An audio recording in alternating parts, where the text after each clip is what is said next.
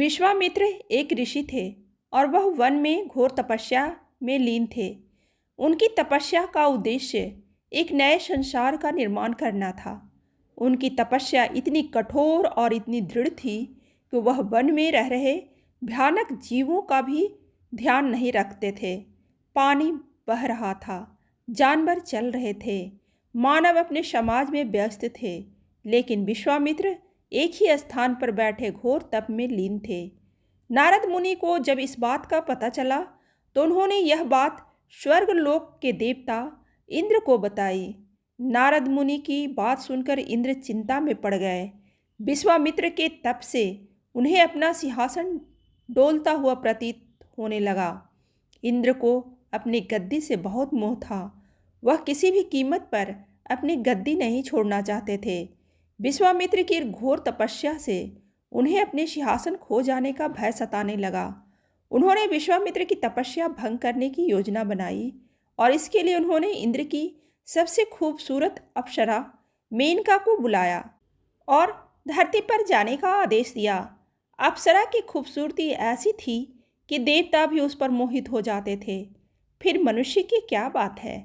उन्होंने अप्सरा को धरती पर जाने को कहा, जिससे वह अपनी खूबसूरती से उनकी तपस्या भंग कर दे।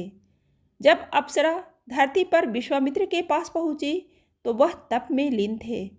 वह इतने वर्षों से तपस्या कर रहे थे कि उनका शरीर वज्र के समान कठोर हो गया था। जंगल के जानवर का भय उन्हें नहीं हिला पाया था, तो किसी की खूबसूरती कैसे उन्हें विवश कर पाती। वह तप में लीन रहे और अप्सरा की खूबसूरती का उन पर कोई असर नहीं पड़ा। वह काम या रति को वश में कर चुके थे। अप्सरा को कोई साधारण मनुष्य देख लेता तो उसकी खूबसूरती देखकर पागल हो जाता, लेकिन विश्वामित्र का उस पर कोई असर नहीं पड़ रहा था। मेनका की मदद के लिए कामदेव आगे आए और विश्वामित्र पर अपने तीर चलाए। उनका तीर विश्वामित्र पर चल गया। आखिरकार विश्वामित्र थे तो एक मनुष्य ही। मेनका के सौंदर्य में मंत्रमुग्ध हो गए। अप्सरा की तरफ उनका ऐसा आकर्षण हुआ कि वह अपनी तपस्या भूल गए। उनके दिल में मेनका के लिए प्रेम आने लगा। मेनका अपनी योजना में सफल हुई, लेकिन विश्वामित्र को लुभाते लुभाते वह खुद उन पर मोहित हो चुकी थी। वह विश्वामित्र की तरफ आकर्षित होने लगी। मेनका ने सोचा कि अगर उसने अपना सच विश्वामित्र को बताया तो वह बहुत क्रोधित होंगे, लेकिन वह उन्हें छोड़कर भी नहीं जा सकती थी। ऐसा करने पर विश्वामित्र फिर से तपस्या पर बैठ सकते थे। मेनका ने विश्वामित्र से विवाह कर लिया। मेनका के साथ विश्वामित्र गृहस्थ जीवन बिताने लगे। वह भूल गए कि किस उद्देश्य के साथ वह तप करने बैठे थे। वह पूरी तरह से मेनका पर मोहित हो चुके थे। कई वर्षों तक साथ रहने के बाद मेनका ने एक पुत्री को जन्म दिया। मेनका भी पूरी तरह भूल गई कि वह कोई साधारण स्त्री नहीं, बल्कि स्वर्ग की अप्सरा है। वह अपनी पुत्री के साथ खेल रही थी कि इंद्रदेव उसके सामने प्रकट हो गए।